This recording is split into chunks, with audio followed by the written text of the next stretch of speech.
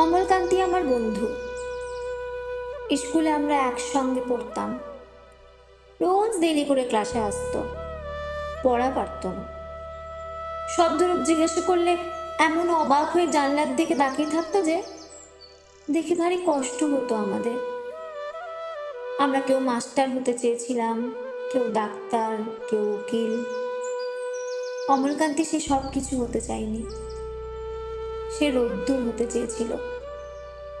ক্ষান্ত বর্ষণ, কাক ডাকা বিকেলে সেই লাজুক রোদ্দুর, জামার জামরুলের পাতায় যা নাকি অল্প একটু হাসির মতো লেগে থাকে।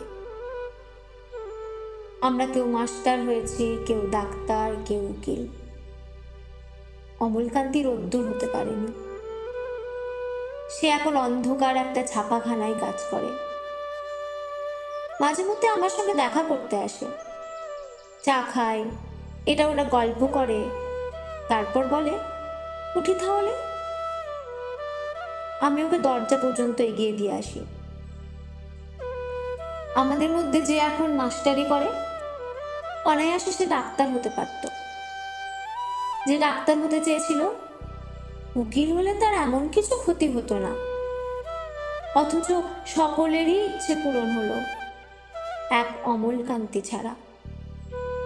অমলকান্তি রোদ্দুর হতে পারেনি। সেই অমলকান্তি রোদ্দুরের কথা ভাবতে ভাবতে যে একদিন রোদ্দুর হতে চেয়েছিল।